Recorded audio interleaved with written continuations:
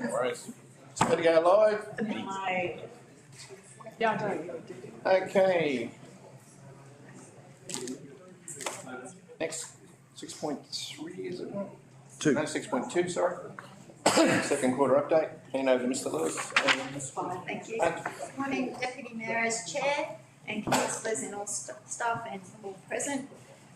Today I'm presenting the second quarter update of the operational plan for Council.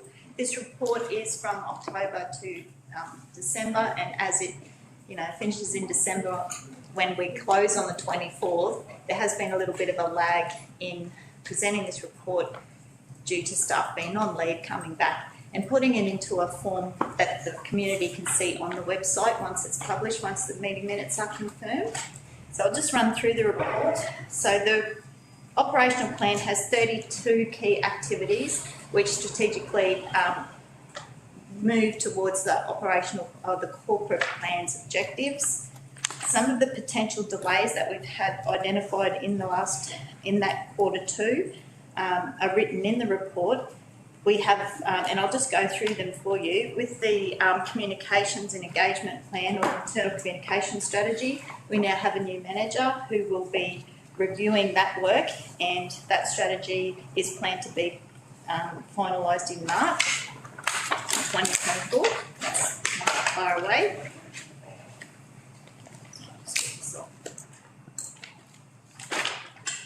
The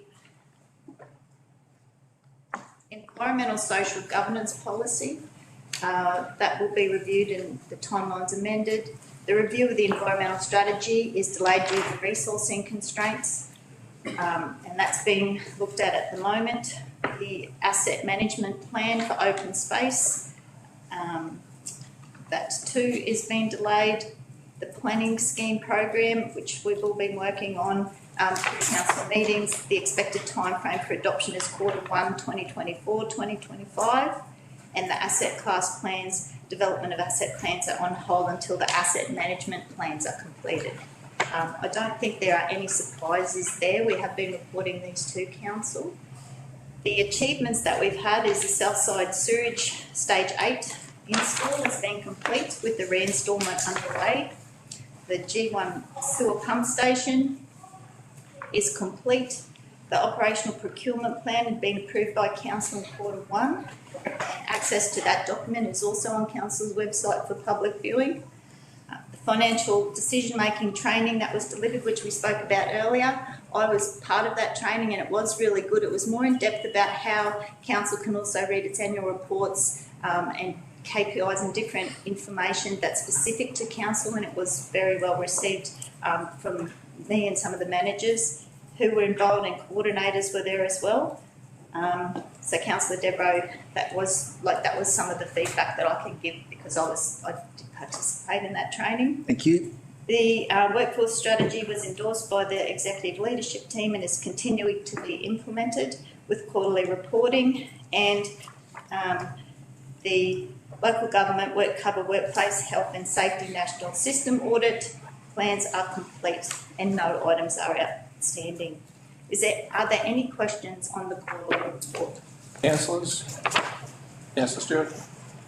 In regards to 17A, I just want clarification because that's not adoption of the final planning scheme, that is adoption of the draft scheme essentially that will then go to the state for its interest check. Yes. So just in case people in the community think, oh great, new planning scheme in 6 months, no.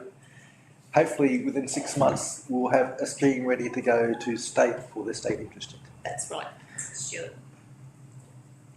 Further questions? Councillor Devereux? Thank you.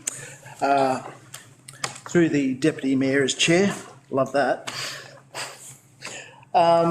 I've got a couple of questions.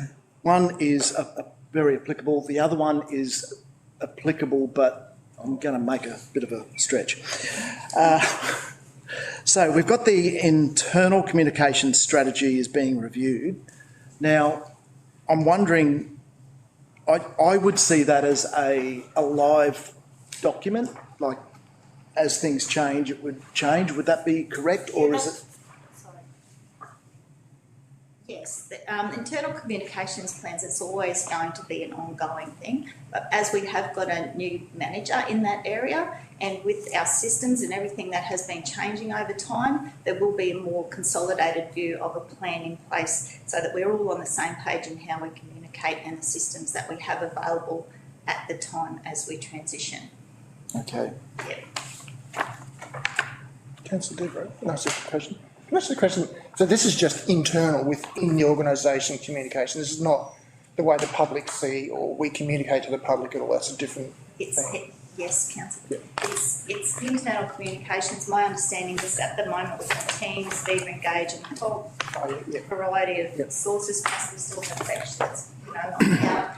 But we need to make sure that all staff know exactly where things are that are current templates, current information, that we, as we move to new systems, that everyone's aware where to go to find it.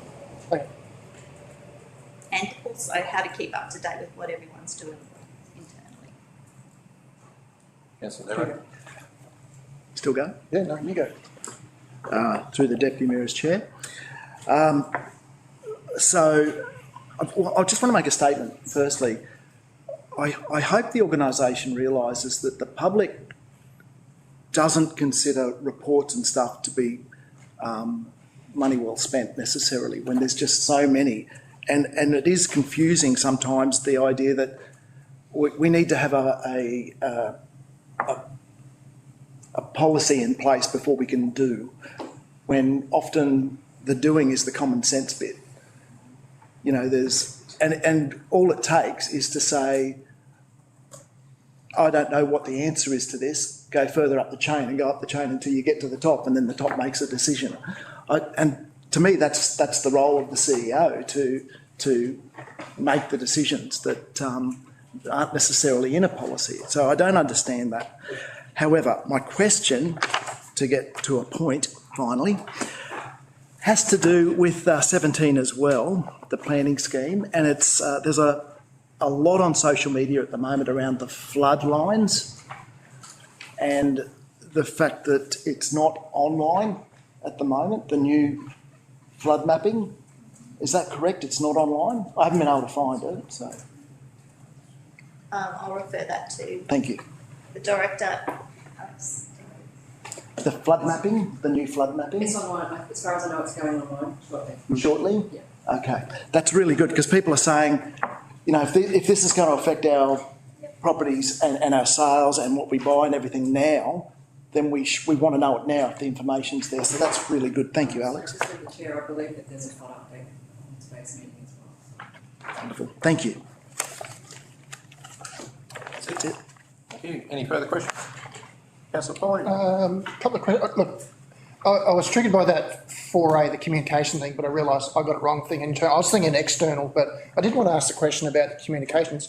And I'm only asking it because I know the media are trying to make an election issue out of it with the transparency of council. So I never quite understood why we can't say more, and we seem to revert to a couple of councillors who seem to be the voice for council. Why can't council say more on media or some way to actually get the correct answer out? Because I know that I'm averse to doing it, because you sort of get, well, I don't want to say something that's technically wrong, but I don't know. So I don't know if that's a question, but Over to you, Mr. Seaton. I'm just confirming your question. You're asking about why, for instance, the mayor's a representative council and then elected members are, not part of that standard process. Did I get that right? no, it just seems to default to a few councillors on social media getting a lot of information out to the public. And I can't work out why we, the council organisation, can't be more proactive and just, here's the answer. Because there's so much misinformation and filling in of the blanks and goes, well, it's not true. This is the actual facts, but it just doesn't happen. And I'm averse to saying something, because whatever you say, it'll get sort of out somewhere. So the short answer to your question is yes, that can happen. So the organisation can take a more proactive and increased role in not the internal comms we're talking about here, but external communications. So the answer is yes. The longer answer is that since I've arrived here, we've got good officers and we've got a new comms manager. And so we're trying to get our own ship in order in terms of making the communications clear across our organisation and our systems and how we get things done, which I think was one of the other comments. From there, the next phase is to, beginning in 2024, is to more proactively move into the comm space with the outside. So that's something that we will shape a piece of policy, because that's how we work best, but also we'll get that done and we'll bring that to elected members as how we'd like to do things, where at a strategic level for you to look at. Right, but that's great. Yeah, I want to see it, because I know that you monitor social media, just seeing what the comments are, and it doesn't take much to just type an answer. That's why can't we just be doing it now? There seems to be a hesitancy to do it. Anyhow, and that comes across as non-transparency. So anyhow, that's, Councillor, do you have a clarifying question? Because I want to ask another question. Yeah, on this, on the Yeah, 4A, yeah. ask first. No, yeah, thank you. Deputy Mayor. I'm just, because the operational plan 4A is actually about having an active advocacy plan and advocacy material for advocating for state and federal and outside. So it's actually not a communication action from the operational plan. I believe we're just looking at how we internally communicate and get those communications so we can actually get the systems of talking over council. Then you can move into that advocacy, which is actually what the operational plan item is. It's not about communication itself, it's about developing really strong advocacy pieces, and that's where those strategies and plans and stuff come in. If we don't have it communication through the organisation, we can't do it. So is that correct, what I'm saying there? Because that's what I'm seeing. It's 4A is the advocacy 4A. plan, and then but we're doing the engagement strategy within council to achieve that by Q3. Well, the plan is always to get everyone on to the same page. So I'll just read, it says, engage with councillors to develop an advocacy plan and advocacy material with a view to engage state and federal government stakeholders. So you were right. So, yeah, that's my question was, we need to understand how we communicate before we can actually ask people for stuff. Yes. Yeah, that's it. Can I, Sorry. on that point, can I? Oh, yeah, go. Yeah. Okay, I want another Councillor question. Sorry? Through the Deputy Chair, Mayor as Chair.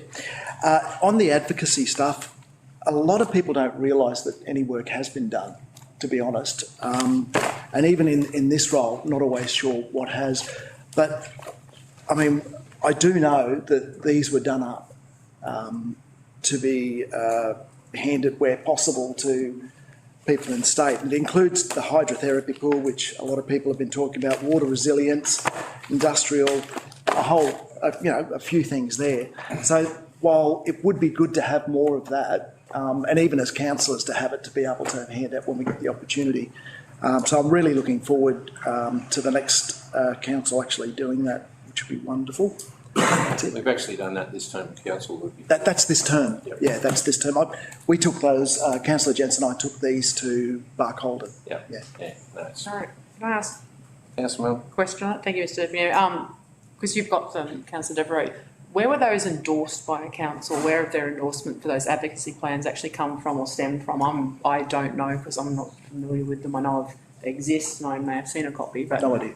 That's the concern I have. Is there's advocacy documents being created for this term, and this is why I like this item. Is because we don't think we've been involved in the process in doing so. So, but how do we speak and advocate if we haven't in that process? That's what concerns me about those documents you have there. I don't know where they come There's from. nothing there that wasn't spoken about in the meeting.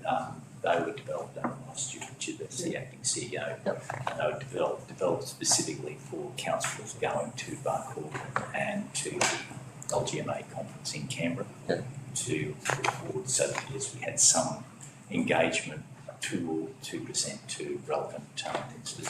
There was an initiative of the mayor to actually say we could actually have something to show them when we got there instead of, because most other councils have something similar, so we're always lacking in that department. So to clarify that, is they came from existing documents that were already endorsed? No, they weren't. Okay. They were completely new documents, and they were seen as key projects that were of interest to council at that juncture.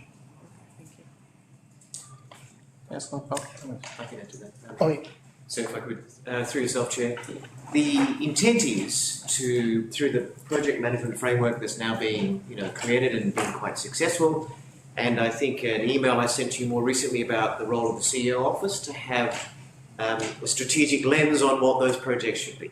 Yeah, and so I think Councillor Stewart and a number of you have spoken about this before to say, what are our priority projects? As a consequence, what are the ones we say are ready to go, we design, ready to go for funding to be in place? So that's what the intent is. Thank you. Councillor Foley. Item 6C, environmental strategy.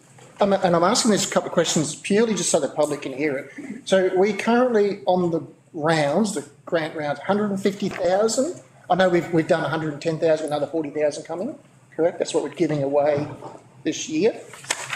Yeah. Can you remember prior, and just a guess, what it used to be? How much we gave away a couple of years ago before we sort of moved the general levy into the general rates? Or just I mean, Councillor Millman, that's up her alley. Approximately 180 to 190 from my memory. It was a percentage of the environment levy. So similar amount, maybe a little bit less, right? Yeah, I think it was 180 or 190, about 20% of what it I think we have to take that on notice. Yeah, that's my guessing. That's right. It's more because I just want the public to understand that how much we're actually spending every year via their environmental levy. But also, because I understand that we have the environmental strategy. So would you have a good guess, maybe their answers, how much we spend on the environment that's not in just giving it away as a grant to external organisations? There's stuff that council spends on the environment, doing their job. Yes, That's take cool. that on notice, Councillor Polly. Not even a good guess. Go out on a limb. I wouldn't. Sorry, I know. Can't we have ballpark? Mr. Chairman, sorry, can I just clarify? Yep. Were you, how much of the spend were you wanting disclosed by? Look, I know we charged an environmental levy, well we were, now it's just now in general rates. And I know we give away 150,000 back to external organisations, but I assume, or imagine a large chunk of that money raising we did, we spend ourselves on the same kinds of environmental concerns. I suppose that might be a bit hard to split because you could say waste management's environmental, but Well, through Deputy Chair, we have an environmental team, so we could collate that information, but I would hate to throw a figure out there without having any substance. I think the last round of levy was $38 or something like that. Oh, well, through the chair, I'm not Yeah, sure $39. of the financial component, how that's, that revenue is collected and how it's spent, but I can confirm we absolutely do have a substantial budget that's no different from previous years that we spend on a variety of operational programs and projects for council. So some of those projects are things like the Flying Fox Colony at Commissioner's Gully, absolutely doing works at the sands and vegetation and the like. The grants is there as 150,000, although if the operational budget permits it, if the grants exceed that request, we can look at obviously endorsing those should we have enough budget to go higher than the 150. So, absolutely in the next budget bid we can consider that being elevated, and should the budget permit that, we can resolve to obviously support that. As far as the question around, but what are your concerns? see, I have no problem with taking the environmentally, shoving it into general rates because, I mean, it goes back to the good old days of when you're a kid and your mum put out 3 piggy banks and went, here's one for the church, here's one for savings when you spend, because kids didn't understand it. I mean, you put it in the accounts, we know what it is. So people think, oh, the environmental levy has disappeared and we're just taking the money and sucking it up. But I know that we're not. I know that we're actually spending a bucket load of money. So we receive a bit, I just want to know, and people might only see the 150,000. Oh, thank you very much. But I know that there's a lot more than 150,000 that we spend on the environment via the raising of that levy. That's, I suppose I just wanted the public to understand, or some appreciation of how much we actually spend on the environment so that the money is actually used. But I know you can't give me a real... I can. But So through the chair, but what I can confirm is next week Robert will be attending a meeting with a number of, our CEO will be attending a meeting with a number of environmental groups to discuss that spend. From what I've seen operationally, it's been consistent between years. It's been over, what's reported in our annual report is around the $2 million mark. It's been around that consistently. And as far as, and I think this is what's difficult to understand there's a lot of money at the moment supporting our planning scheme. Yep. Underneath planning scheme are reports that are, by their very virtue, touch on environmental aspects, and they look at different components of the environment. So, and they are absolutely being done to support that planning scheme. And if there was concerns from the community around doing further, further work in that space, biodiversity or other issues, we just need to consider that and put that forward through the budget cycle. And I think that might be some of the angst that's previously been there.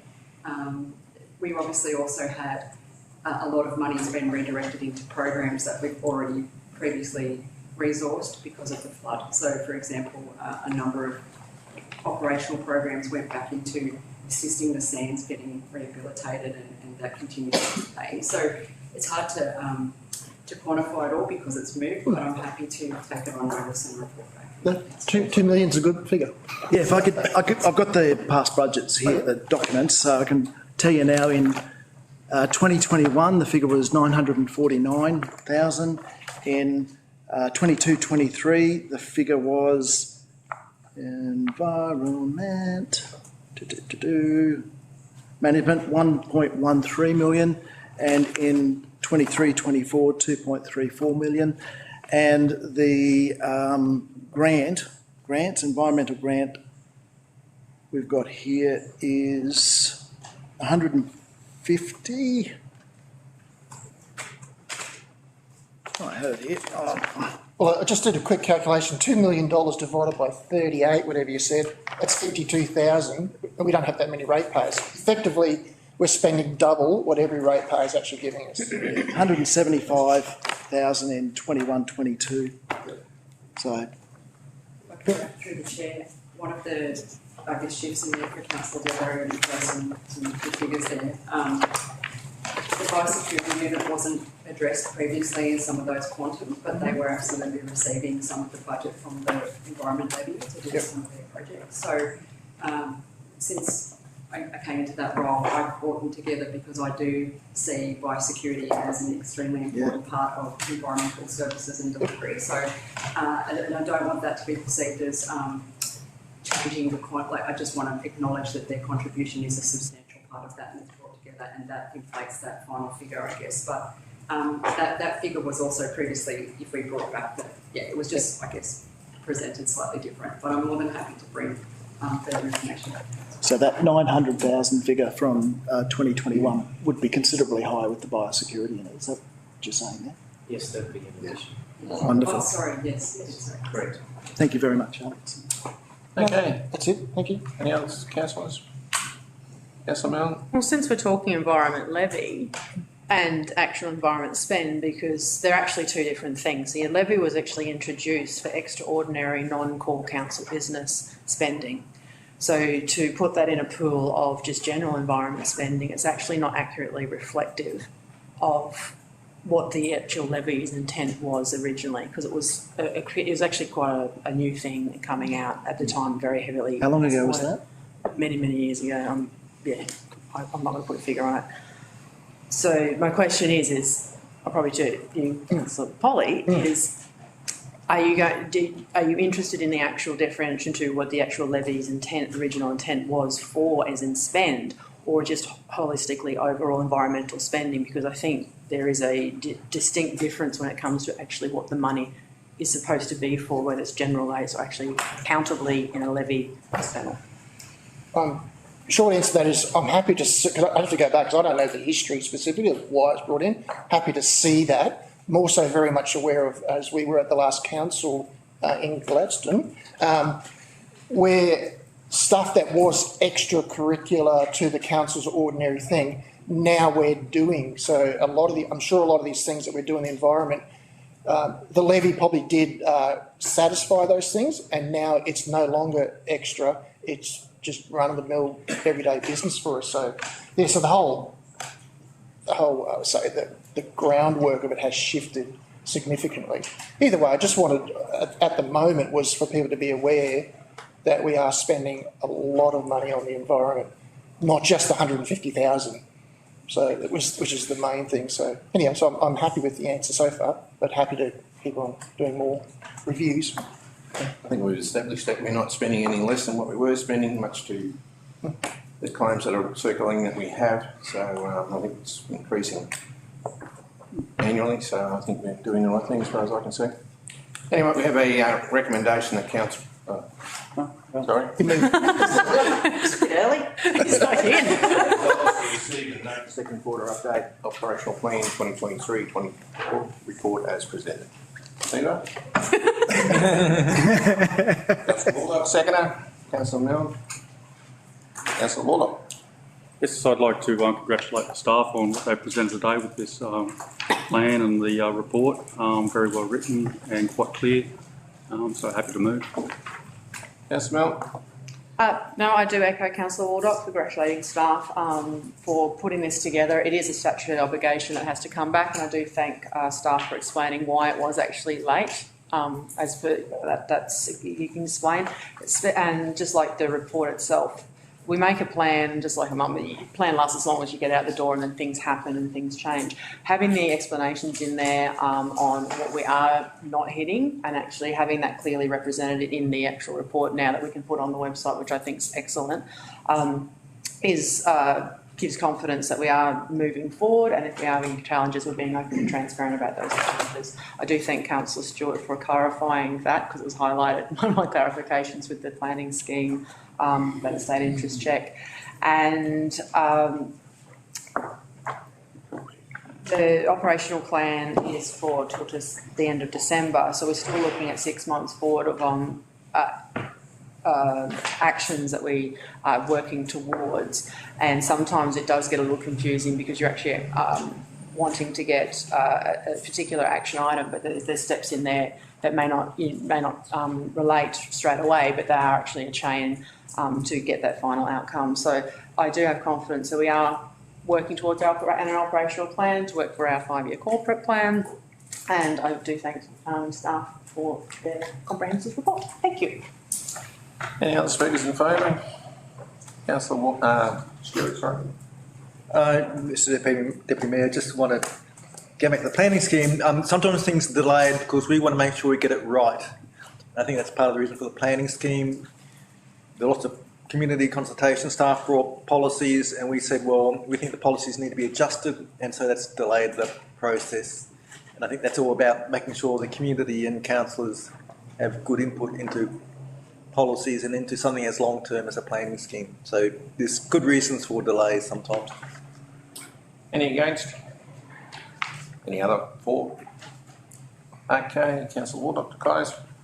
Yes, as I said before, I'd like to congratulate the organisation for the report here and what they've achieved throughout the quarter of a year, 3 months of the year. The South Side Sewer, that's great. We'll be raking in another rate there. We've constructed G1, that's great. Big pro for the ratepayer. The ratepayer is also, I know that's a bit cringy, the operational procurement plan. I guess that's an achievement for the organisation. Financial, that's another one for the organisation. The Gympie Regional Council workforce strategy, it's an achievement. And there's other achievements for the organisation like local government work cover place. Sorry for the ratepayer, I guess, but it's an achievement. The organisation probably needs to give itself a big pat on the back because the ratepayer probably won't.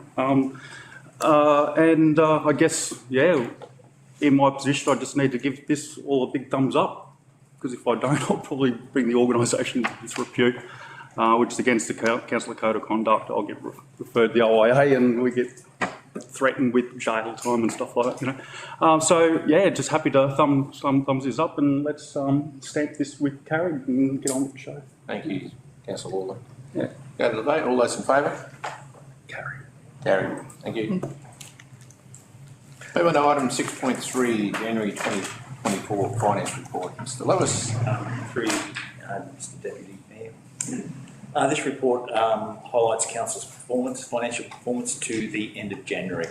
At the end of January, Council's net operating result was a surplus of 39.6 million compared to a year-to-date budget of 36.3.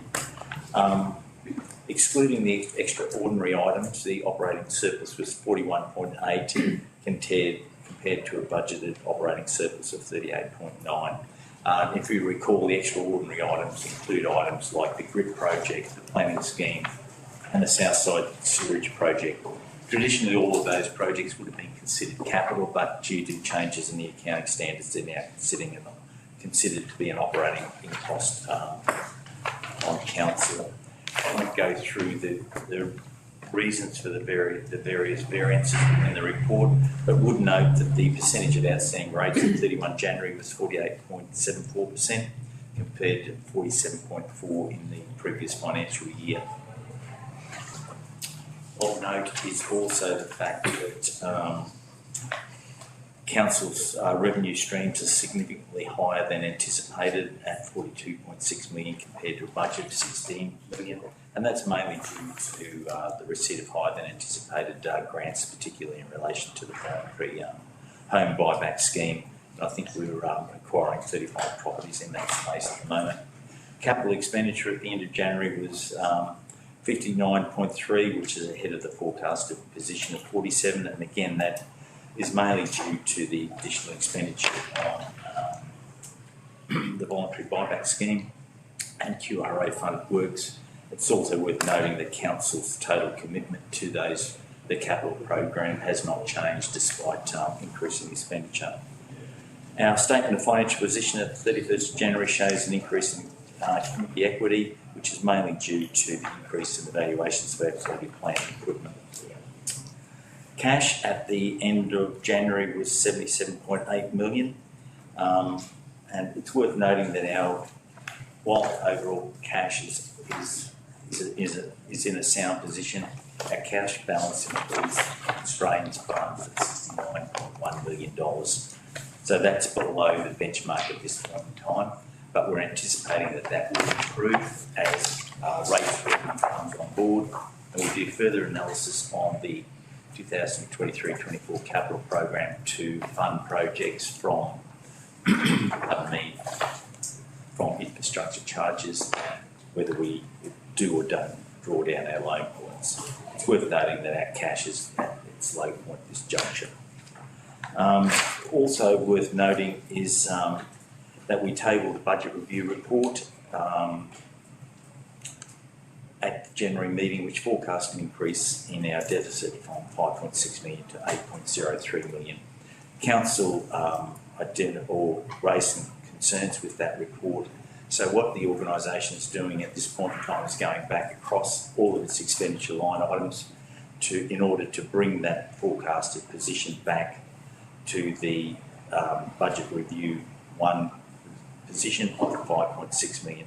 And we're hoping to bring that back to either the March or April 2024 budget. So what we're aiming to do is to achieve a no worse result than we have forecast in the budget review 1 position.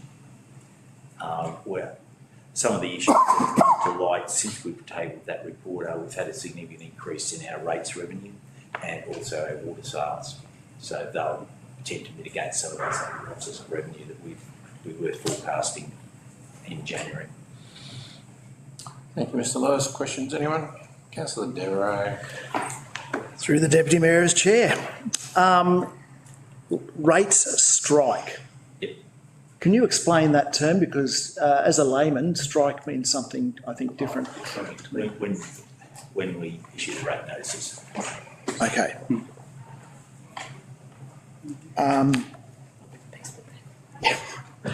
My next question has to do with the operating deficit. Can you explain in very simple terms where that money comes from? We've got a deficit, which means we didn't put enough into that particular bucket. Is that right? So where does it come from? Some of it is depreciation, which funds capital works. Well, technically, from an accounting perspective, it doesn't, but from a layman's perspective, it does.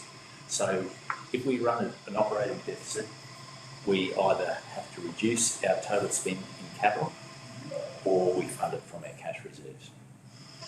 Okay, cash reserves though, isn't that normally projects that just haven't happened yet, or? No, No, so we always maintain a certain level of cash to maintain our operations. 3 months. Typically, it's 3 3 months. months? 3 months of our overall operating expenditure. And have we, Quite steady. which we didn't have, is that right, at some point? So at the start of the year, we had cash. Back in the beginning of the term, the beginning of this financial year, we had excess cash. right? So we anticipated that we could fund that operating deficit from those cash reserves or reduce our operating expenditure. So I haven't got the long-term financial model here, but we developed the budget in order to assume or achieve an adequate cash reserve at the 30th of June 2024. Because it's not in our interest, it's not in our ratepayers' interest for us to hold too much cash. That's right. Because that indicates we're overrating.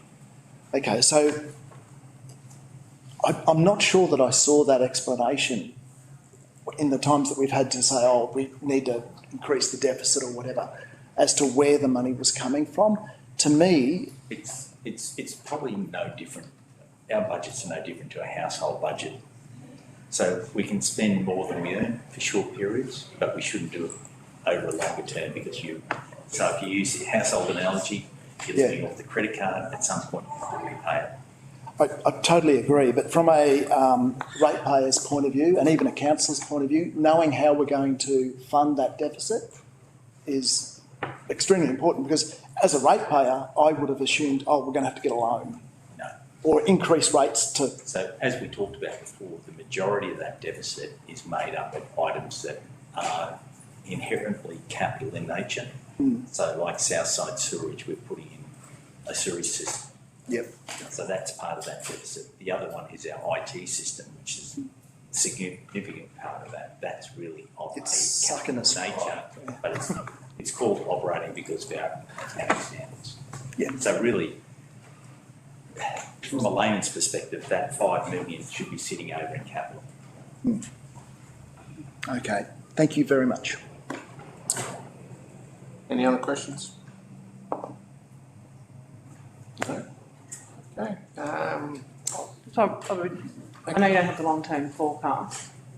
Oh, sorry, Deputy Mayor, the long-term forecast with you, but we are confident that we're going to be within our approximate 30 million in cash holding Yes, at the 30th of June. we will be higher than that. Yeah, at 30th of June. we've got confidence. Yes. Okay, a recommendation that council receive and note the financial report for the period ended 31st of January 24. I'm mover for that. Councillor Devereux, seconder. Councillor Foley. Councillor Devereux. Thank you. I'd like to thank you again for the information. I think when we talk about financial literacy within the organisation, I think it's important that we educate ratepayers on a lot of this stuff too. I think we'd get a lot less pushback on things if they understood more about how things work. And it's one thing to just put the figures out and a couple of line items, but actually explaining for those that are interested, I think would go a long way. I certainly appreciate it. Thank you very much.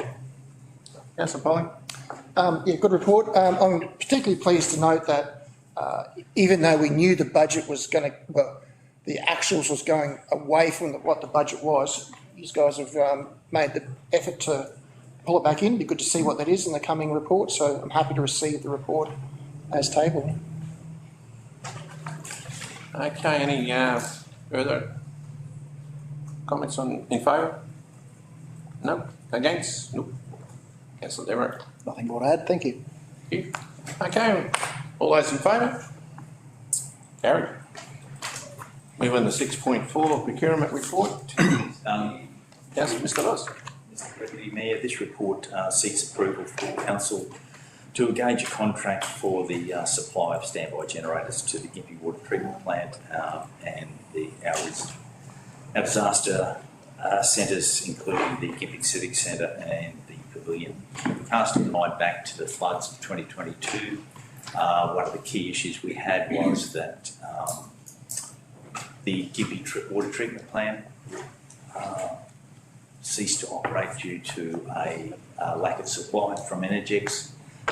We were running to a point where we couldn't restart the plant, and we had severe concerns about our ability to supply town water to the township of Gympie.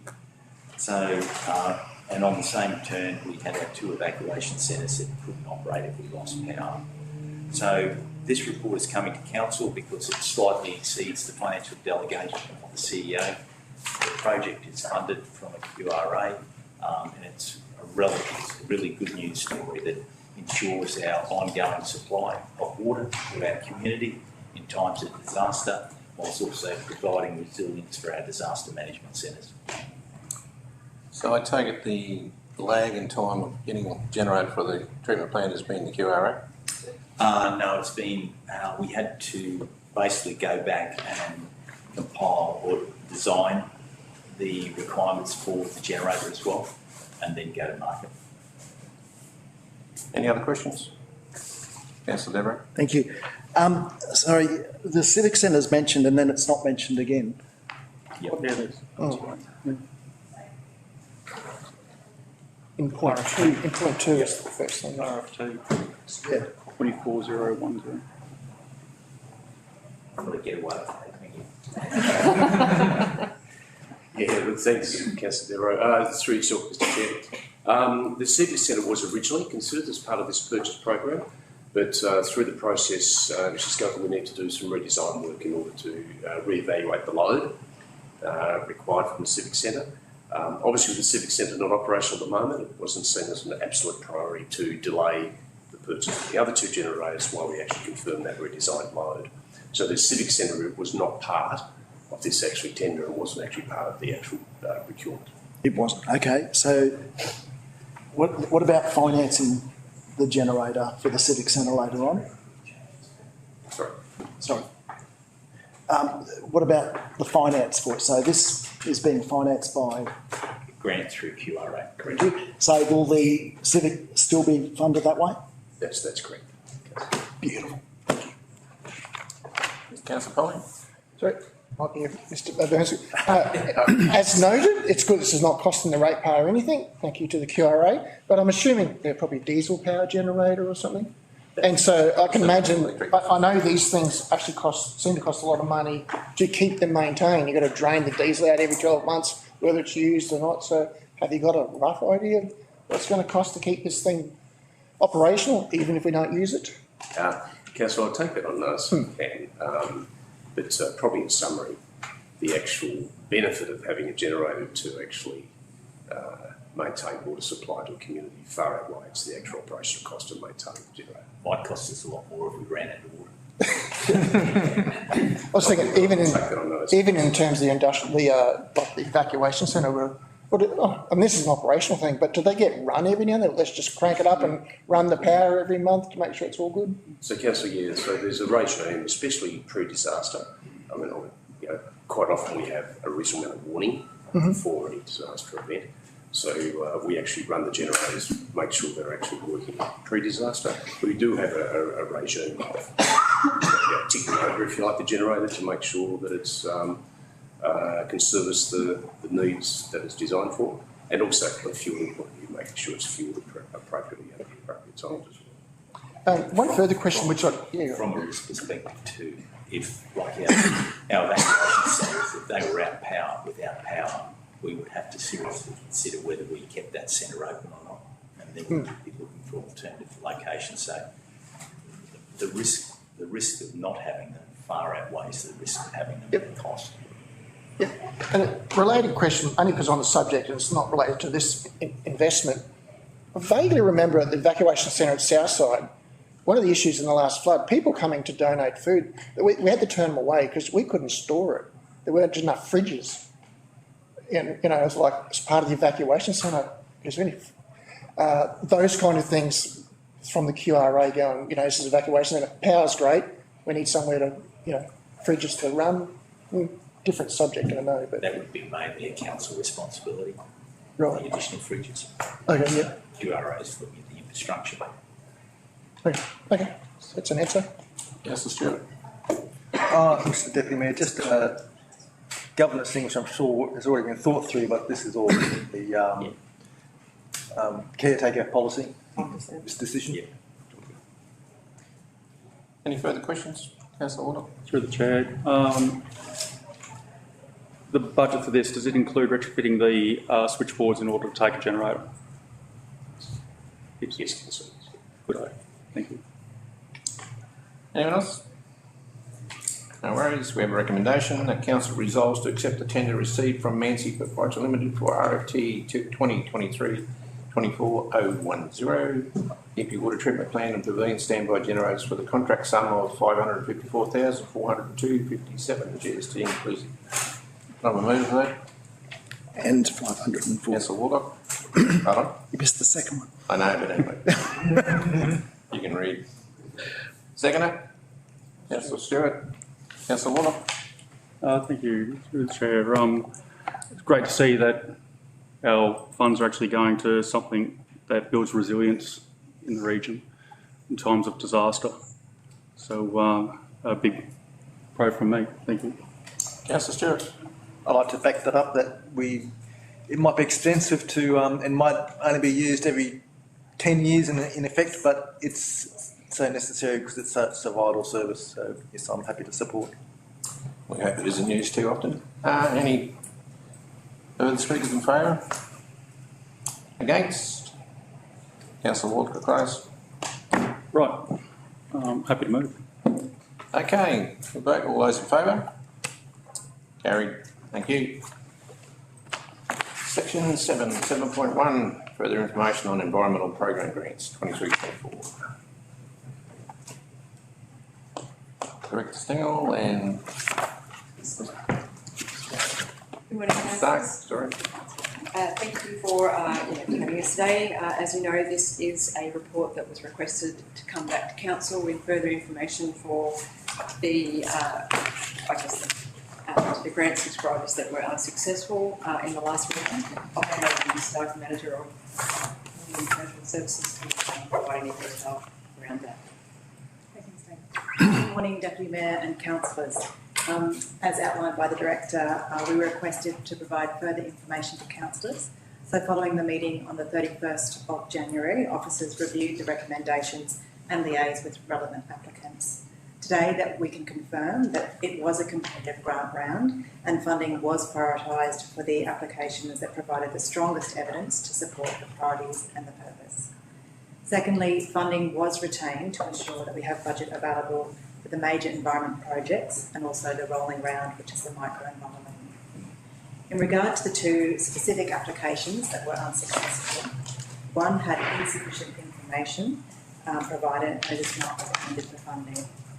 In regard to the other application, there were ineligible costs included, and that application was really more suitable for a volunteer support category. So we have spoken to that applicant and they are indeed intending on applying for the volunteer support category. So in regard to budget, that will ensure that we have $40,669 available to fund the environment categories for round 2 and the rolling round. Therefore, in conclusion, councillors, the unsuccessful applicants have been provided with information about other suitable funding and encouraged to reach out to council officers if they require further support. Therefore, the recommendation before councillors is that further information be made.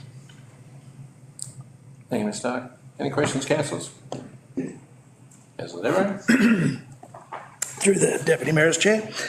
I was a little surprised to read this because I'm pretty sure when we were presented with the grants that we were told that these two did, that they did meet the criteria. So what was the confusion there? Through the Deputy Mayor, there's a difference between eligibility and whether they're strong enough to be recommended. So both of these applications were eligible in that they're not-for-profit community organisations. However, they could meet some of the criteria, but all of it, and not to the strength that the other ones did. So in a competitive grants program, step 1 is to check the eligibility of the organisation, and all of the all the applicants were eligible organisations, and then we assess their ability to meet the assessment criteria, and those that are strongest in meeting the criteria and the purpose and priorities are recommended for council funding. So those 4 that were put forward to council on the 31st of January were the 4 strongest applications. The 2 that were not recommended we are comfortable with that recommendation. I reviewed the process in terms of whether there was scope to do so.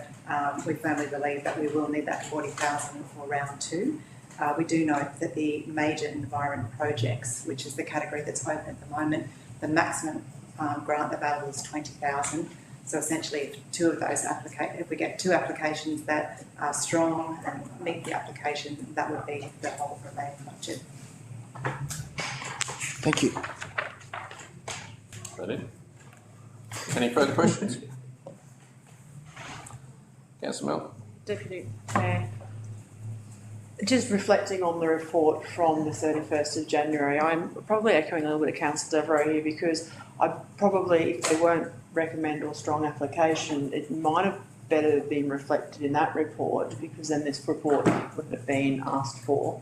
That's just one of my concerns, because on reflection and reading, if they weren't eligible then, or they were eligible but not recommended because of the strength, because my fear is that we're retaining, that the strength is the fear of not retaining enough funds in this round, other than actual funding projects, because there is scope potentially to increase environmental funding, because it was only reduced because people weren't applying years ago, but when on reflection, do take money for it. So it's just one of those, just those queries of that report writing and actually how it wasn't reflected.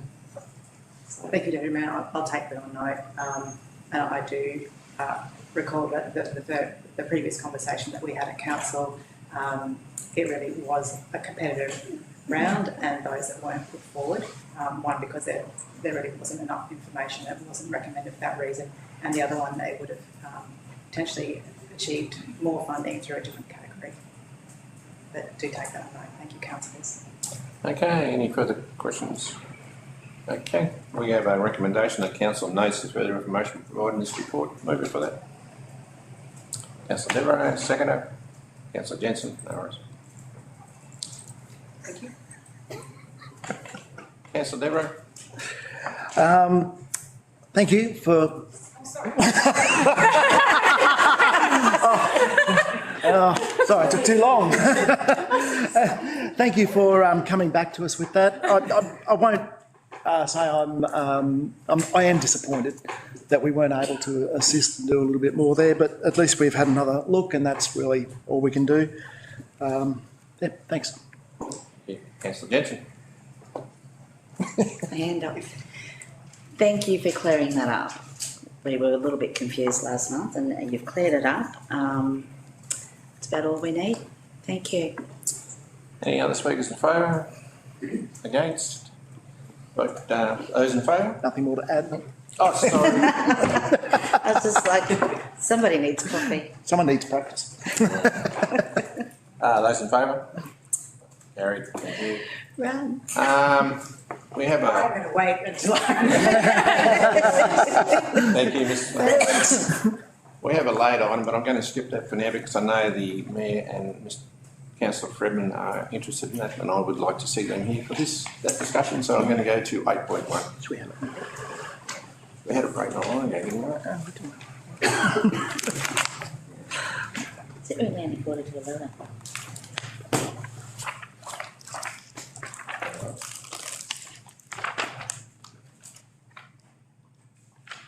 We need Liam now. Where are we going to? I don't know.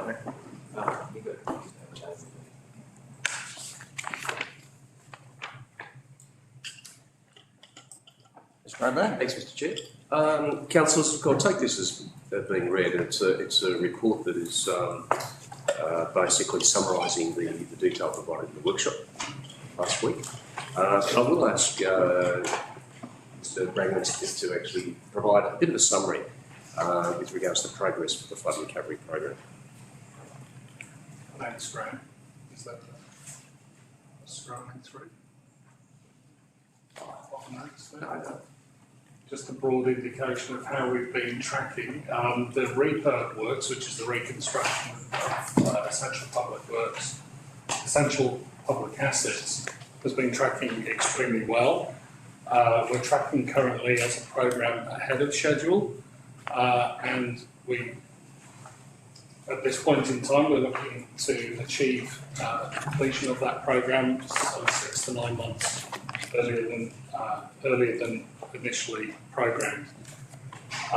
We have all of our major projects in delivery now. We've awarded all the contracts, predominantly to Durack Civil, who have been the most cost-effective tenders that we've received, and they progressed extremely well. The first contract, which we're calling Construction Package 2, is again tracking ahead of schedule, and it looks to be looking like it's going to be completed about 2.5 months of schedule.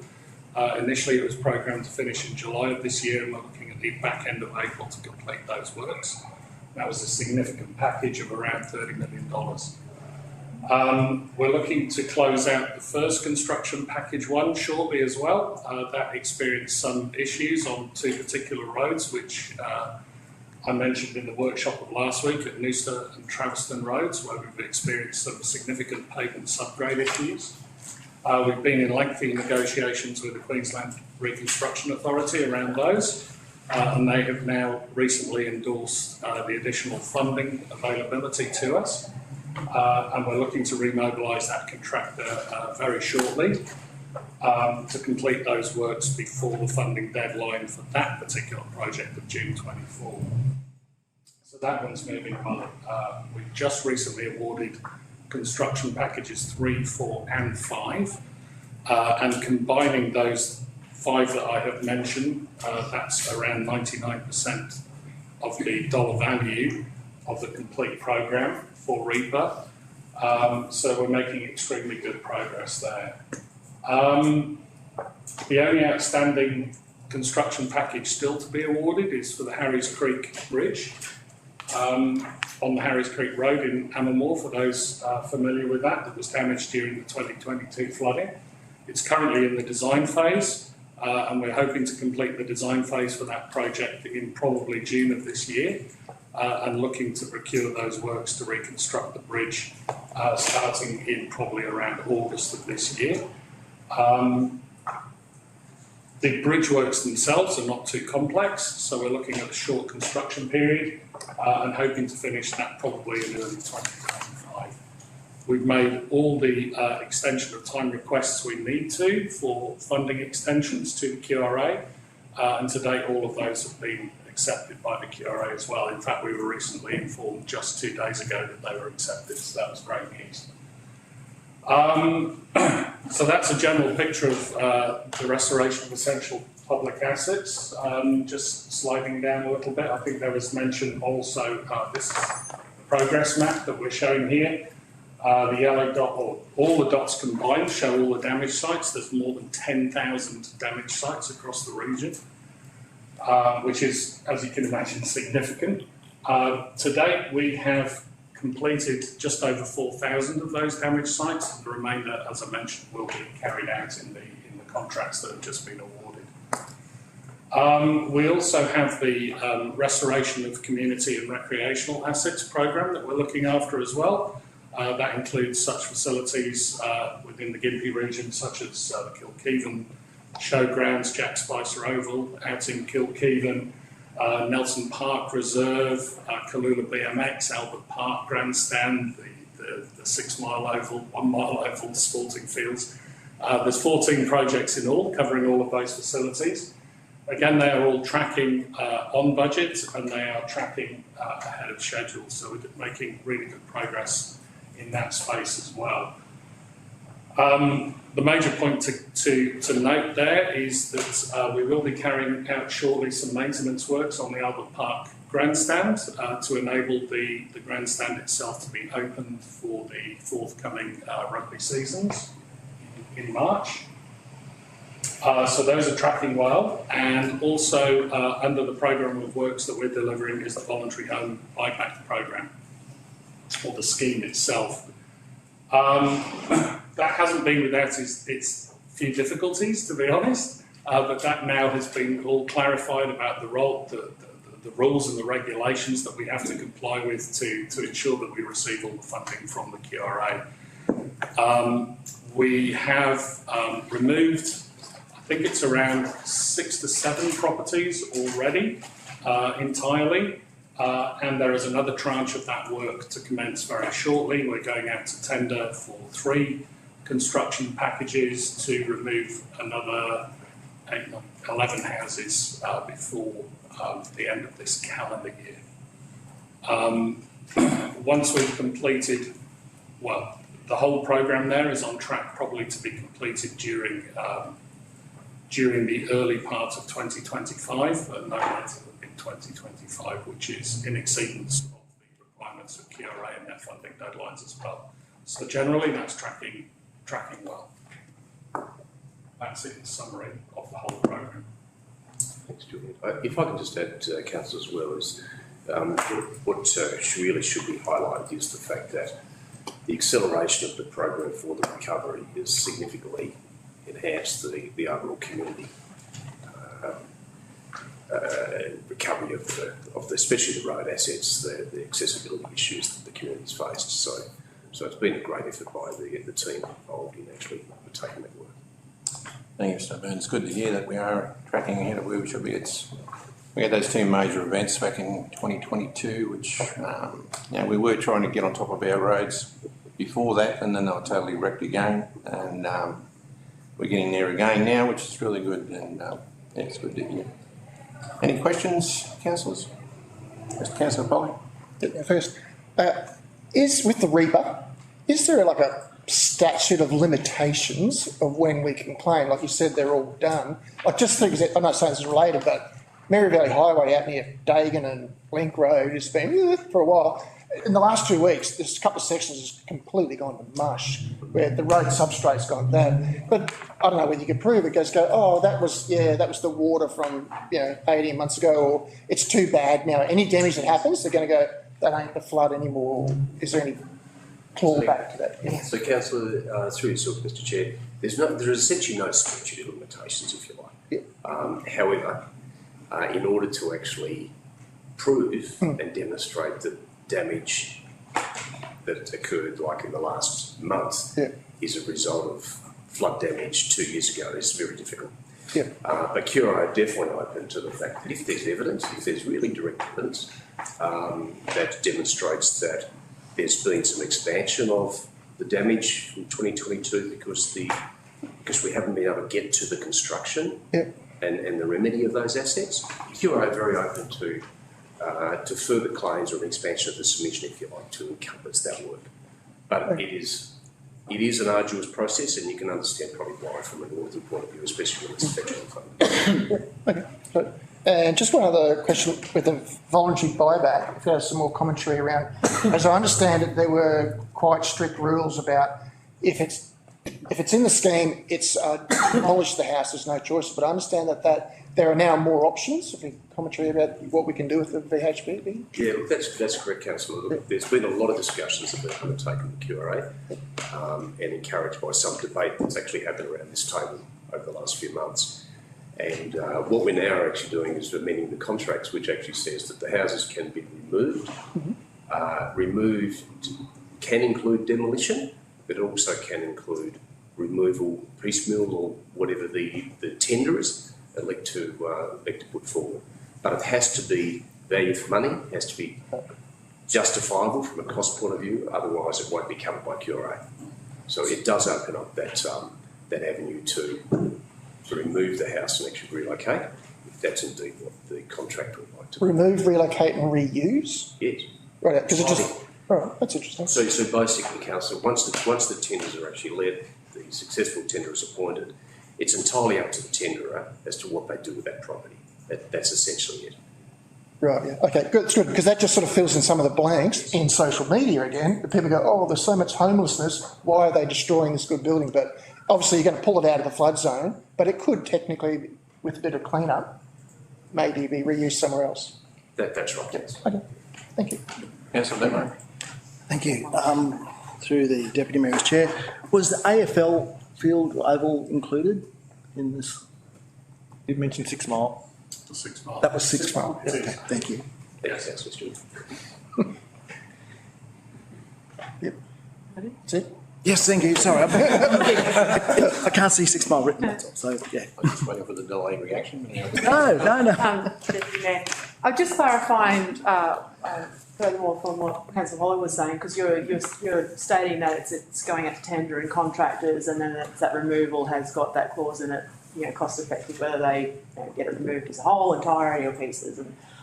But I'd just like to clarify, if council can't in-house do that project itself, it's going out to contracts, because that's the way the funding has to be externally funded that way, because if council did it, it wouldn't be funded. I'm just trying to clarify that that's why we're doing it.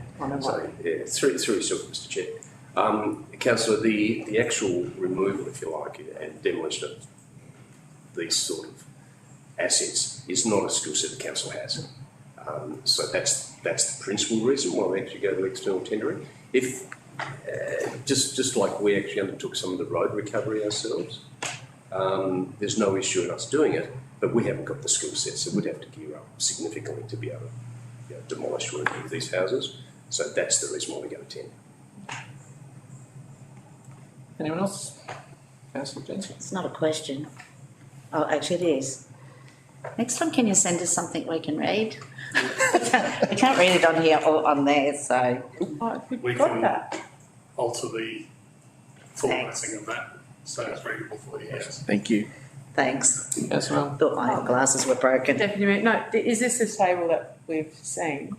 This is the information that was supplied, because I was just clarifying, now this is on here, it's not the most legible, but this is public information now. That's correct. That's good. The other one was, is this information being transferred into like a publicly accessible, I know it's on the minutes, the agenda here, turn into minutes, but on the website that we have, is it starting to transfer onto that as information for the public to refer to? Because I know the road listings and stuff like that are on there. Is this type of information going on there? Through Mr. Chair, I'll ask Mr. Brameswin to comment on that, the content of the public available website. Thanks, Mr. O'Byrne. Yeah, absolutely. The information has been there in a format for some time, but we've been looking at that format and looking how we can improve that information for the public to see and access. I'm actually working with my colleague Morgan over there to update the website. That is an ongoing process at the moment. We're hoping to have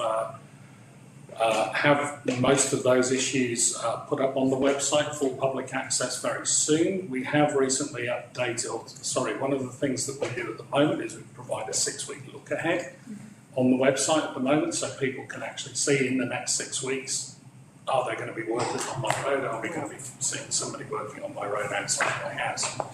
We're hoping to complement that with a mapping function so that people can actually use that as a live tool to click on dots and see when the damage outside their house or on their road or on their way to work or school is going to be addressed. So that we'll have a live update facility with it.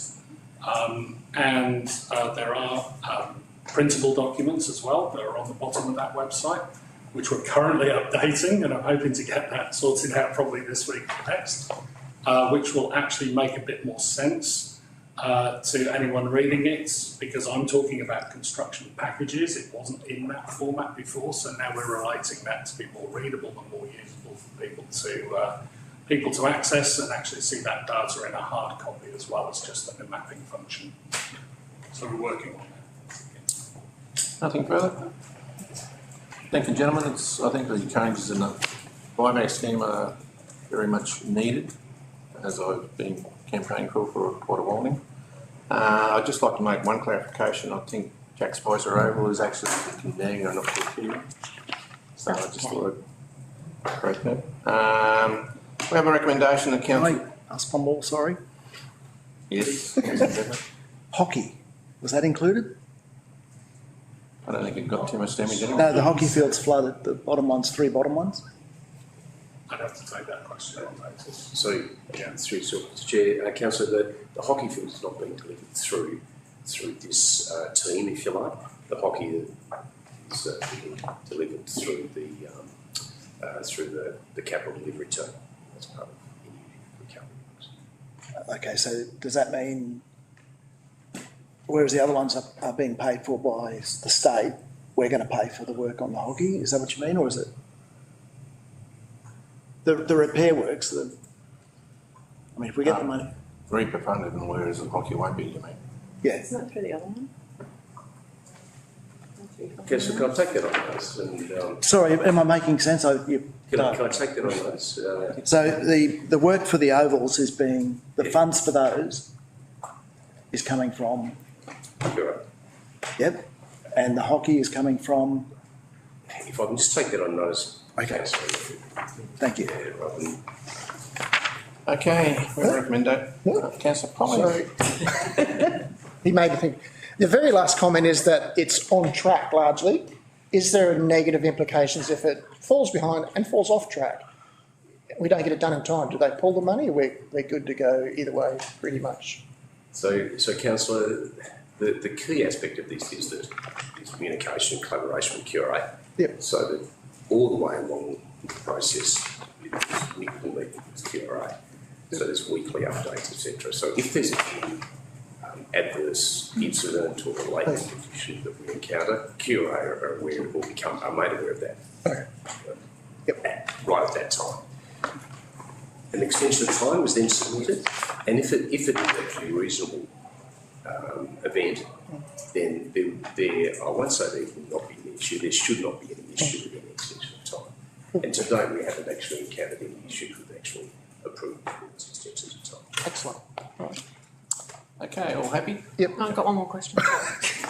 Stephanie, because we've got, it's QRA funded and they have to be exact little packages that we've got permission for, if there's stuff outside of that, I did remember reading somewhere else that we're taking off the line some of our works that may have been on hold waiting for this work to happen. Are we aligning those at the same time? And actually, because I'd hate to see little bits get done and then little bits left and then have some public angst about and commentary in that, not understanding the process. Yeah, look,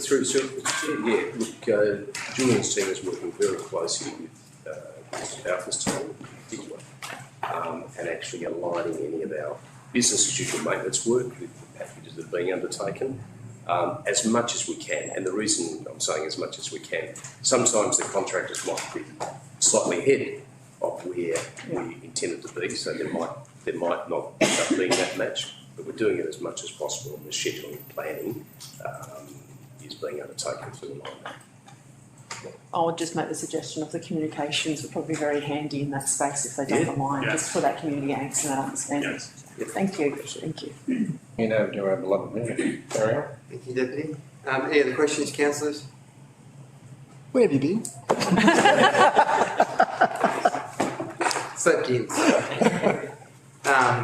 If there's no other questions, we have a recommendation of councillors. Someone to move, Councillor Stewart. Someone to second, Councillor Polly. Councillor Stewart to speak. Mr Mayor, thank you very much for the report. I want to really appreciate the good communication there's been, at least with some of our residents. I know, I'll take McDill Road as an example, where one of the residents there raised an issue through me about whether that was actually going to be fixed under the program, and so you got a reply that it is. Started fixing it, and then the other issue is, I guess, is how I actually find it amazing we're ahead of schedule given the weather. So the contractor started fixing the road, it rained, so they couldn't do it. Then they went, and so there's an email that went to the customer, which I got a copy of, saying, no, this is the case. They got back on the road, rained again, then they had to delay it again. And so there's a couple of delays, and each time there was an email saying, just updating the resident. That's, I guess, really good example. I appreciate what was said about my beloved Noosa Road and Traviston Road, and good to know it'll be hopefully fixed by the 24th of June. But it's also good to see all the great work that's happening, and so I'd like to thank you for that, and happy to move that we receive this report. Councillor Polly. Yes, a good news report, making better a bad situation, so happy to receive this report. That's it. Two speakers for the recommendation. Any speakers against? Any other speakers for?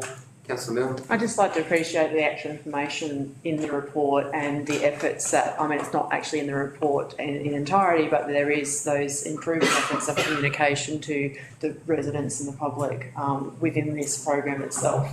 So I'm just like to highlight and I appreciate, and that's why I'm happy to receive and vote and take this, and I'm looking forward to see what you guys actually do with it. So thank you. Any other speakers for or against? Councillor Stewart to close. Nothing further to add, thanks. That will go to vote. All those in favour? Against? Carried, thank you. Item 8.2, Capital Works Program. Over to Mr O'Byrne and Mr Watson.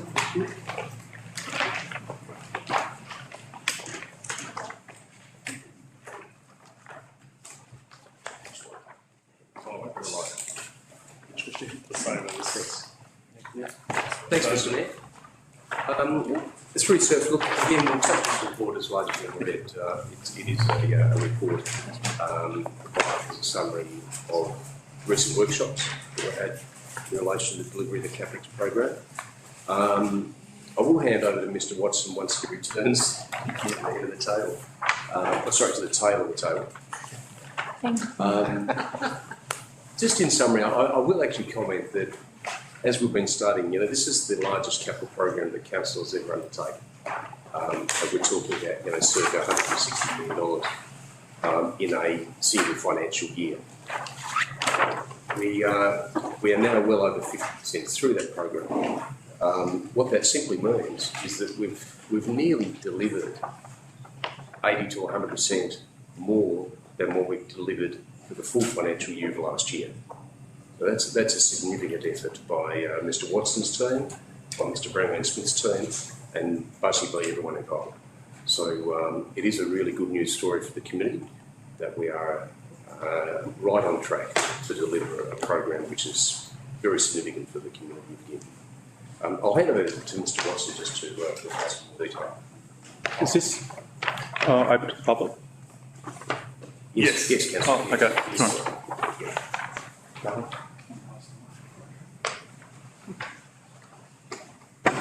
Thank you, Mr O'Byrne. So the report here reflects the workshop presented last week, however just in a more summarised format, probably starting at the overall summary.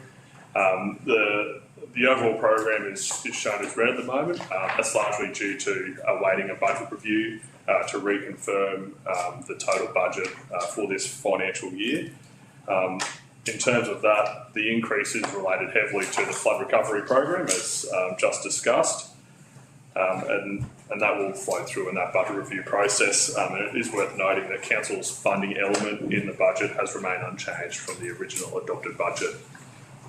The report goes on just to summarise those changes. So obviously, the current adopted budget hasn't changed. However, where we're forecasting, we're demonstrating where the funding is coming from. So there's a large change in the grant funding element of the current Capital Works program, and a minor increase in the LGIP, so the infrastructure charges related projects. As I look down to our forecast expenditure, our current expenditure from the last report has increased significantly, and our overall forecast has risen from 115 to 155. In terms of Council's management of the program, so we've implemented the PCG group, Project Control Group for the Capital Works program, We've been meeting monthly to manage and discuss key elements of the program, and obviously the large increase is something that we have discussed and reviewed in terms of the proposed budget review. In terms of the overall program risks, so as mentioned earlier, yes, the forecast expenditure is over the adopted budget, so we'll seek to resolve that at the next budget review. Key project updates, the Gympie Civic Centre, so it continues to progress. Target date remains late 24 for reopening. We have provided some additional information to the loss adjuster for the insurance claim in the last month. And we have completed a grant submission to help subsidise some of the additional work. We're hoping to hear back on that in April 24. Memorial Park Bandstand, the construction works have commenced on that project, and we're due for completion in early May 24. Referring, so the project exceptions report has been provided. I guess we've worked through that in detail in the workshop, so happy to take that as read, but any further questions, we can answer them now. Questions, councillors?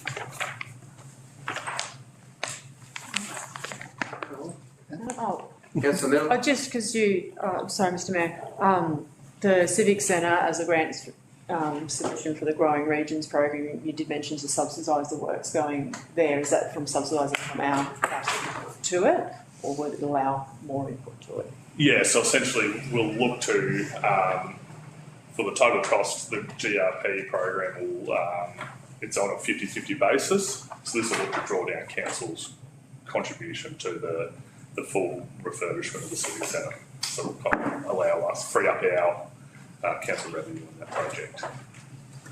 Councillor Miller? Furthermore, so that's not going to allow us to put any more into it. We're just looking at protecting cash. Well, in terms of the insurance, so probably for that project, the key item there is our insurance claim and the reassessment of that claim. And that's really where the work completed today, from previous discussions, that's where we believe council's had to invest more money than it should have through the insurance process. That's where we'd be looking to do what you're alluding to, which is complete as much work as we can. Councillor Jensen? Through you, Mr Mayor. Do you think there might be a chance why some Marigold at the bandstand could be finished a few weeks before for Anzac Day? Or just note that Anzac Day is just a few weeks before May? Yes, no, we do note that, and I guess we'll be working with the contractor there to see if we can facilitate that. But at this stage, I guess with the weather being the way it has been recently as well, we've sort of left it as an early May finish at this stage, but we will progress that as best we can. Would be nice. Yep. Any other questions, councillors? Councillor Miller? Oh, I just noticed we did, Mr Mayor, have a handout given to us, probably directed towards yourself more because you do the minutes. Is this going to be attached to the minutes because it has been presented at the meeting? Through the chair. Yeah. So in terms of the delay, I guess the report for this council meeting had been submitted before the workshop. So I wanted to bring this report to the workshop first in case any discussion needed changes. So. Yeah, it's just a process thing because it has been presented, so it's not your process, it's a minutes process afterwards. Thank you. There's any other questions, councillors? Councillor Smith? No, jumping the gun, sorry. Okay. Well, you're right ahead of the pack. No, that's it. If we have no further questions, do we have someone to move?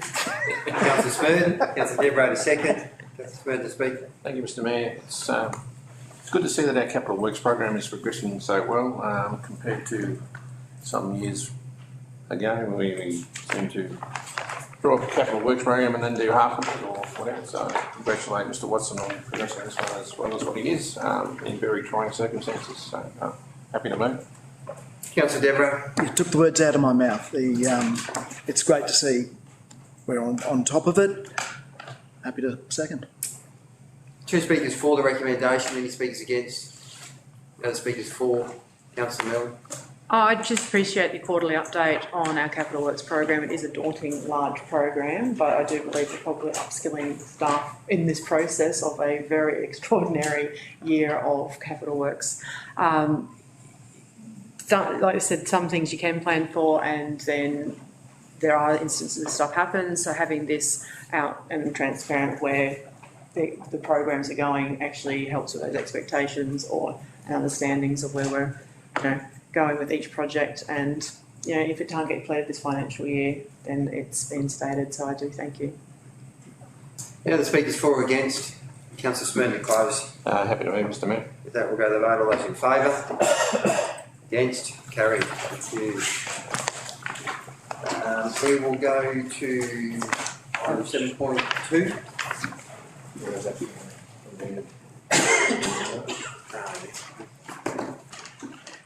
And over to Ms. Dengol and Ms. Stenholm.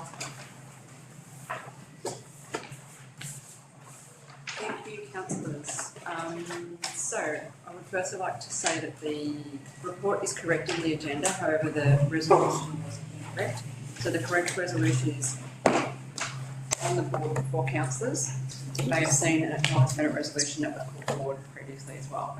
So this report, as you're aware, is regarding any current proposal, an existing proposal that's in our agricultural zone. I believe that council's done a workshop on it. The previous report has come to council. And I guess today we're bringing that report as requested back for council to consider its options and look at the report. And I guess if there's any questions, or if there isn't any questions, we can move on to discussion. Any questions, councillors? Just like to read. Can I just say, just to, Mr Mayor, just to clarify for openness, that the applicant did send me a messenger thing, and I thanked them for that information and told them I'll consider it amongst all the other information. I think subsequently they may have sent similar information to most councillors by email. Mm-hmm. So I did make it clear to them that okay, we can receive that information, but we need to make our decisions based on all the information we've got. Any questions, councillors? Councillor. I'm just clarifying, this is not the recommendation, that's the recommendation before us. I'm just clarifying. Yes, Yeah, thank you. I guess just for clarity, it's a challenging one from a planning scheme perspective because there's departures in the proposal that from a staff point of view we can't recommend an approval. However, it's brought to council for your recommendation and your ability to work through that. So this was, sorry, through the chair, this was the original recommendation that still stands from a processual point of view from our perspective. So the one we're voting on is No, that one. unless you modify it. Ah, to this one. Yes, that doesn't. That was approved, that's refused. Yeah. Councillor Pollen. Can I have 30 seconds to read that properly? Because I've already read that. I haven't read that yet. Yeah, go for your life. Is it the same from 24? Okay. Through the chair, yes, I can confirm it's the same recommendation from the previous report. All right.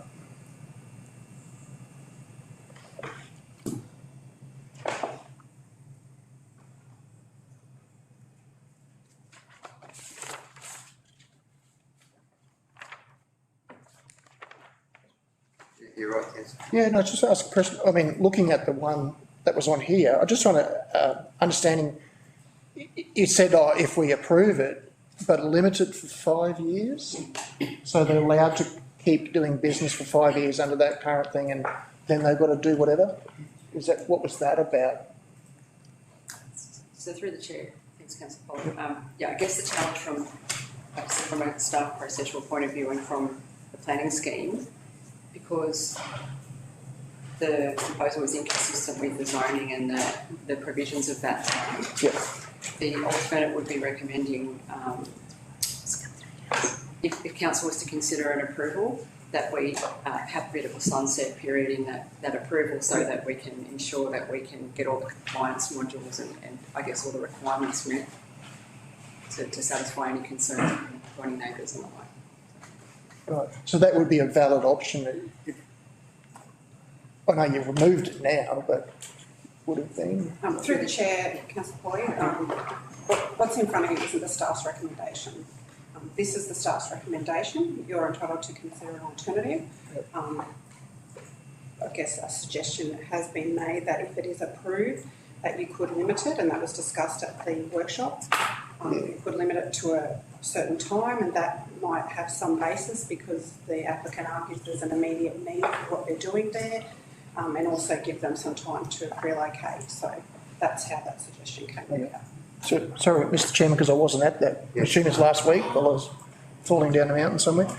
I suppose one of the things I did like in this one, it was subject to conditions, formula stuff, and I don't know what those conditions were to go, that's a good one, let's just go with those. Where are those conditions? A bit hard to bring up now, but... This being the staff recommendation, there hasn't been conditions prepared today, so as an option... Excuse me, Cecilia, I'm a bit over this. We had direct input from councillors in relation to what the expectations of the community were at a workshop. Now, Councillor Fredman went to an extensive effort to sit around for hours on end waiting for a car to come past so he could actually take some photos of, alleged massive traffic flows and how this was going to impact. We were very clear as a group in terms of the direction that we wanted to go. And I understand staff coming back with this recommendation, but to know, Councillor Melanie, if you've got an issue with your head twitching, I understand that, we can get some assistance, but at least be respectful enough just to sit there and listen.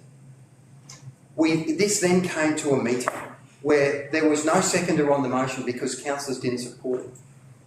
It's come back again on 2 occasions. The elected representatives, the people that are put here by the community, have said, we're not comfortable with that, we want other options. And the option that was presented in the report has no explanation of the conditions.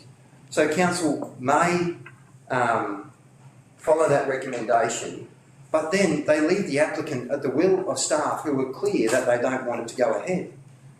There is a disconnect between what councillors in the community want and what the staff are bringing. I understand they're bound, or they have to consider the planning scheme, but there is flexibility, there is options within that, and they should have an understanding of what the elected representatives have indicated on 2 occasions, both publicly.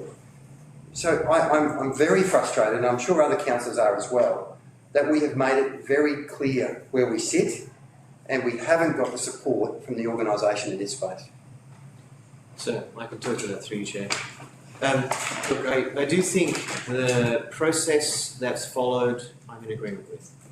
Officers should follow a process of writing a report and then providing a recommendation in line with what the scheme says. But I do believe you have in front of you, whether it's on this, not that screen, but these screens, an opportunity to look at something, should you wish to prove, and you have indicated that, to provide an alternative that you can look at and has enough, has been looked at so that we think it will pass. With regard to conditions, you're also able to say to officers that we think conditions should be limited or things like that to guide us in a process that will end up with something that you'll be satisfied and officers can make sure it's in the right way as well. I just think based on results, given the 2 opportunities staff have had to align or understand where councillors are coming from, I'm not sure the majority of councillors, and I'm speaking for them now without having a show of hands, but I do have concerns that the majority of councillors would like to see the conditions that staff were expecting to impose on our behalf. We went through a long process with the report in the workshop. It was very clear from where I was sitting, where councillors sat. I understand that the staff have their perspective, but they could bring that recommendation, this is what staff recommends. They could have an alternative recommendation underneath with a list of conditions that they wish to impose so that we can actually have an outcome and move forward. Because at the moment, this applicant is in limbo. And there seems to be, I don't understand the organisational response in this space. I understand the need to follow the planning scheme, and I'm not saying they shouldn't, but there's also room for community input, and it seems to be being ignored. Can I add to that then? Through Chair, Mr. Denholm, is it possible to indicate some of the major conditions in there so to give council some guidance, or is that something a bit too much to ask? Through the Chair, I probably couldn't flag draft conditions at this time. I mean, ordinarily, if the council wishes to approve this, you may request conditions come back to the next meeting, and we can do that, and we can go through the conditions then. As staff, we have to write a report that reflects an assessment of the planning scheme and the community input, and the recommendation is based on that. I don't believe that we can draft an alternative recommendations based on a number of options. That's for the council to decide and direct us. If you want an alternative outcome, we can do that, and we can bring back those conditions to the next meeting for you to discuss.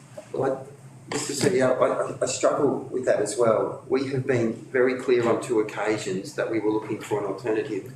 If we have to pass a recommendation to say to staff, you need to go away and develop an alternative with conditions, it means we're not working within a system where the staff are here to assist us in the community. That becomes too hard. We have been very clear on 2 occasions. The recommendation that was presented didn't get a seconder. It's clear that there is not support in this room, and the staff can beat their drum until the cows come home and say that this is our responsibility under the planning scheme. It's also their responsibility to support the elected representatives and support the community in that space. And we are asking, as a group of elected representatives, for an understanding of the conditions. And I would have thought any staff member worth their weight would have come prepared for that. So, in my final response to that one, we can work on that, we can provide conditions, we can make sure that it comes back to a special meeting as soon as possible so that you can look at that if that's the result of this session. We'll make sure, and I do understand your frustration to not have something that you can move on today. Councillor Mill? I'm just a little confused because we have a recommendation from staff, which is their function in the organisation, which aligns with the scheme and the governance that we have within council. And I respect that because that's what the staff are here to do. I understand that you're making an argument that there may be an alternative view, but we do have an obligation under the Local Government Act to adhere to our policies and regulations and guidelines. My question probably is to the staff, why has this application come to us? I know there's delegation to do that, so why has this come to us to decide on the outcome of this one, particularly? Can I ask that? Yes, I can. So, look, we have a delegation to do things and to run a number of projects, but what we normally do on projects that are of interest or projects that we think councillor input would be useful, we bring it to council. So I think that's my general intent, so that we don't end up with the officers pushing forward on things that council may have said, well, we wouldn't have preferred that. So that's why we bring some items to council. Councillor Stewart. Mr Mayor, a couple of things. One is, I think we need to take some responsibility. And maybe a small group of councillors should have got together between the last meeting and this meeting to draft an alternative motion, and we haven't done that. So in that sense, we haven't really fulfilled our responsibilities. And maybe in the future, when something like this happens, that is what we should do. We should say, okay, let's get a couple of us together to work out an alternative motion which we can bring to council. I'm starting to bring the report they've got to bring. Maybe they should have brought something else, I don't know, but I think councillors themselves have a responsibility to bring in an alternative, and we haven't done that. That is on us. On a more practical thing in terms of this application and the sort of conditions that I would look at, I know the applicant, there was like an application, the application included a big increase in how many containers they could use. The applicant said, well, actually, they don't really want to increase anyway. We could put a limit on how many containers, we could put screening, planting, how far it is away from the boundary, hours of operation, drainage. They're the sorts of things I imagine would go into conditions, and I'm sure that we could, if not actually draft the actual conditions, give guidance to staff to what the conditions should be. So I guess I'm ranting rather than asking a question, but to me it's on us. We should have done a bit more ourselves rather than just leave it up to staff. I think, Councillor Stewart, yes, there is some obligations there on councillors, but particularly with planning matters, one of us drafting a recommendation could lead to a legal minefield, and particularly when we would need in that drafting input from staff around the conditions. I think it is important that we do let staff know what conditions are acceptable to us, if there are some that are acceptable, and what our expectations are. But I do, in a normal circumstance, I would be very comfortable with councillors, but given so many matters can end up in the planning court, I think it's an obligation of the organisation to support us and support the community. And, yes, I completely agree that staff have the right to present a recommendation in line with what they have. But there also is an obligation to support the direction of council and assist us with a recommendation that we're comfortable with. And planning, as Councillor Fredman describes it, as a dark art, there are options. There are other options. There are alternatives to the recommendation there. And I think it's just, we are here for a purpose. We are here to represent the community. We are here to guide the direction. And staff and the organisation are here to support us in that process. I think Councillor Smerdon was first. Councillor Mellon. Thank you, Mr. Mayor. I believe from reading the report that there was a right of use for home business for the office and parking of a truck. And then through the report, I read that it's been evident there's been an expansion of operations, and this application is in fact a retrospective approval for operations they begun without an approval. So my question would be, if these applicants had asked to expand their operations on site before actually expanding and had a pre-application, they would probably be advised this from staff, and then so that's probably my question. Yeah, that's fair comment. Okay, so Councillor just on that, and so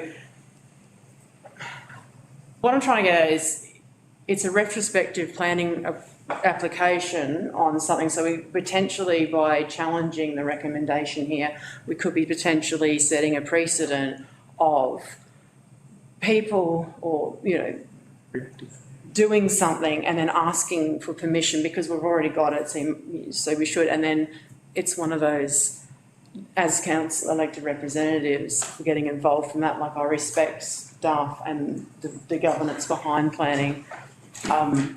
We might end ourselves like, it's, I don't want the empathy part of our corporate plan come into it when it's actually, there are procedures in place. So are we at risk of setting precedent, pretty much? I would say that the precedent we set is we say yes or we say no. That's our role here. And there are some times, like if someone started to build a tannery in Mary Street, I think we would all go that that's just inappropriate. Completely inappropriate. And there would be no way that any application, I feel, would be approved by this council.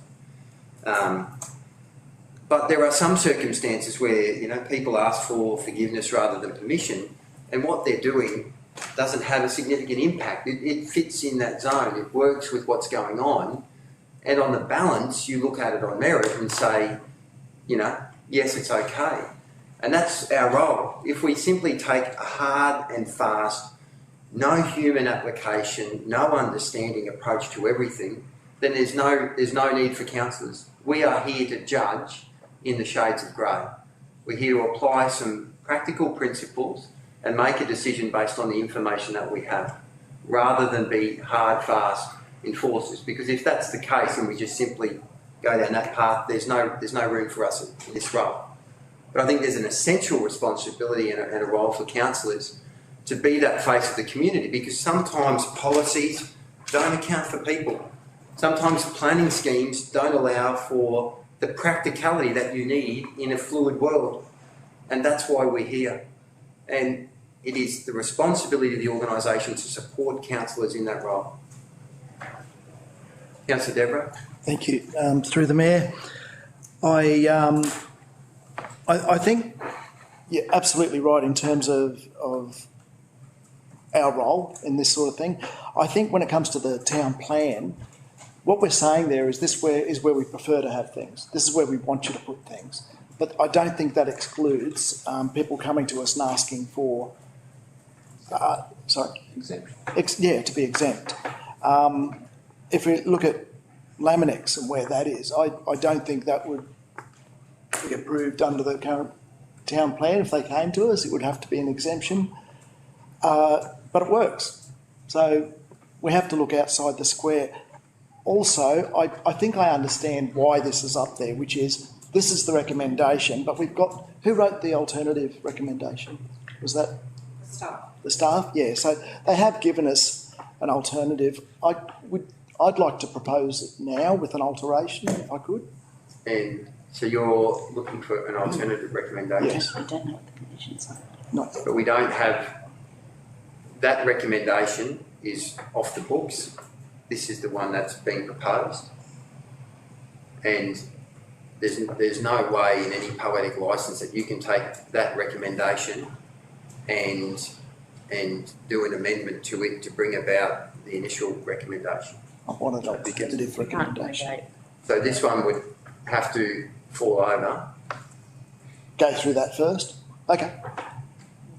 I'd like to move that we lay, it's a little bit of a long laying on the table, but I will move it, that we lay this matter on the table to allow the drafting of an alternative recommendation that approves the application, which has the conditions which include number of containers, distance and screening, distance from neighbours, screening, hours of operation, drainage.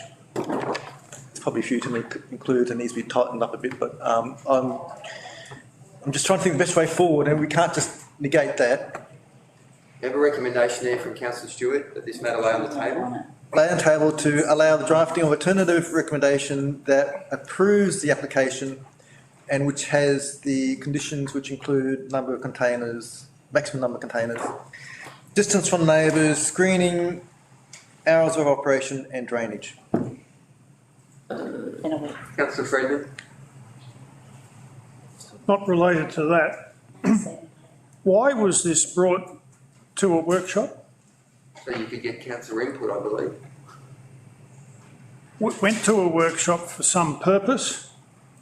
I was one of the ones who went to the trouble of going and inspecting the site, didn't meet the people. To me, there's no outcome from that workshop. I thank the CEO for bringing it to the workshop, but now I think I was misled. There was no purpose in bringing it to the workshop. The way I'm understanding it, with the staff recommendation, the way it is, it's as if there was no point in bringing this or any other similar matters to a workshop. Am I misreading it? No, we gave our firm input at that workshop, and clearly it was ignored. And it came to a meeting, and we were very clear in our response then, and that was ignored. I mean, If I could add, so I can hear your point of view in that you were looking for more, but I do believe that staff, I think what's on the screen has to stay there, in my mind, but also that you were seeking more and officers did take some steps in that direction, but we didn't do enough steps in your mind, so we're happy to take the additional steps to make this happen. I think, Mr CEO, there's a concern that there's a disjoint. Staff could have presented that recommendation a month ago, and they should have been aware, if they were at the workshop or if they checked the live stream, they should have been aware that council had a different view. So coming prepared with an alternative recommendation that addressed the direction of council and presented their recommendation as well would have been a much more satisfactory outcome, where we could have actually had this done and dusted, over a month ago. Now this matter will lay on the table again. This applicant will go for another period of time without having the file determined, and it just seems like I can't see it any other way as a blatant disregard for the input that we gave at a workshop. And then to bring it to a meeting and come back again and say, well, we're going to double down and we're going to present the same recommendation without acknowledging council's desires, without being here to assist councillors in where they want to get to, is frustrating, I think, for the vast majority of us. We understand and we respect their need to put that recommendation up there, and certainly have no issue with that. But I do have an issue with the lack of assistance that we are given in terms of getting the outcome that we desire. Thank you. That point is noted. Councillor Neal. So, I did hear what you were saying, but I'm always about the risk, because we do have, we hate policies, we hate governance, and we love to do things for the people. but there is legislation, there is regulations that do have to be aligned with. So I have to respect that the officers are recommending the same thing because that's what their recommendation is, believably, because there could be a challenge through another legislative system that costs us again, and they could still have the same outcome. So I think that's my question is the risk, and we can't bring something that negates the first recommendation, and I believe they're trying to protect us from risk through what we have by making this recommendation. So is there risk if we every time decide to get council something? passes a recommendation, there's risk, particularly in the planning space. We could pass a recommendation that does not approve the application, and there's risk associated with that the applicant may appeal, and it may be overturned. And we would spend a lot of money. There's risk if we pass an alternative motion that some people close by, they may contest the decision, and the court may overturn it. You don't know. I think at the end of the day, my issue is not with staff bringing their recommendation. I've said it clearly today on a number of occasions that I'm fine with that. But there is another side to this as well. There is the staff side in what they recommend, and there's the councillors in what they recommend and desire, and it's their role to see it from both sides and their role to support us. They need to present the report that they feel they should, they need to present the recommendation they feel they should, but they also should be aware of what the majority of councillors want and work to assist us rather than just beating down that same line. It's about understanding their role in totality rather than isolation. Thank you for your answer, Mr Mayor, but my question was directed to staff. Look, I'll take that one. CEO. So I'm just going to summarise where we are, and then I do think there's some elements missing in that recommendation we'll need to put down from Councillor Stewart. Through yourself, Chair. Look, there's two aspects to this. There's an officer professional piece and policy piece, which I believe is what sits on the screen originally. I think there's also a customer service piece in here. Yeah, whether it's to the community members and to the elected members, that I will look at in terms of how we can continue to improve that. Councillor Border. Through the chair, in the name of democracy and respect for your representatives, was the current town planning scheme approved by the elect? Endorsed and approved by elected representatives? 2013. Yeah, it was. Okay, just being clear on that. Now, is there anything more you wish to add to your recommendation? No, we've got a, we're sort of talking while we're tidying that up. Is there anything?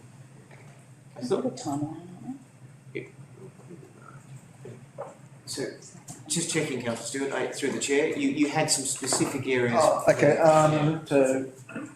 You want to call that? To allow drafting of alternative recommendation, which approves the application with conditions that include the maximum number of containers, distance from neighbours, green planting, hours of operation, and drainage. I think we got the first part. I will send it to people. Thank you. I'll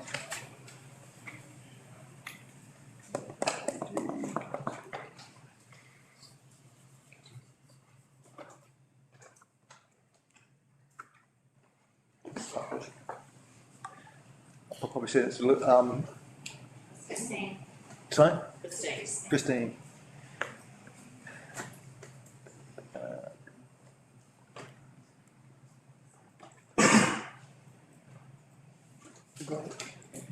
Got it. Christine hasn't got it yet. Christine Kennedy. Done.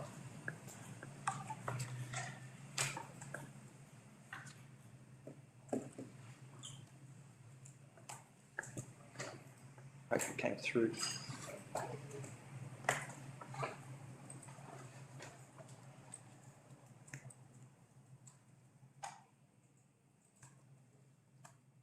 In the meantime, can I ask what you mean by drainage? I was unaware of a drainage problem. Oh, well, it probably isn't, but I mean, just the overland flow. Just, I don't know whether there's an issue of it flowing over the neighbour's place or not. That's all. So maybe it should be excluded. I don't, should be, Yeah, I mean, No can way. be included if need be, because that's just the minimum, so I want to get rid of. Councillor Mel? I'm just going to answer the governance question on the lay on the table motioning, because it's about additional information or result of some other action of a local government person is required. Now, is that conforming to that condition of a lay on the table, because it is in the gate? Through It's always in the gate. whatever the intention of council is can be written in there. Like the matter is, it's laying on the table, and whatever whatever the intention, exactly along the same point that you've been saying, that what council has been clear, so that staff can then go back and do what they want. I think the purpose of it laying on the table is so another recommendation can be drawn up that councillors consider, and that we consider the information that Councillor Stewart is adding to that, and then we can determine based on the recommendations both being presented to us at one time. I was just ensuring that it was in line with the standing orders that lay on the table, that's all. So I just ask that we remove and drainage from it. I mean, it could be included if need be, but Oh, yeah, okay. just, there's been no earthworks done. yeah.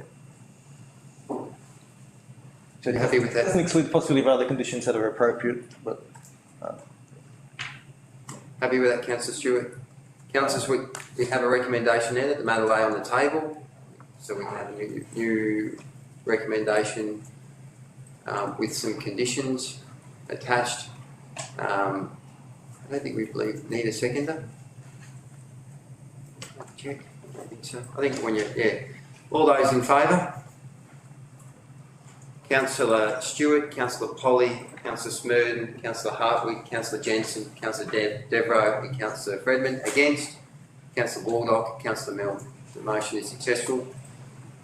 Thank you. I believe that concludes all of our items for today's meeting. Thank you for your attendance. We might have an early lunch, councillors, and then come back for special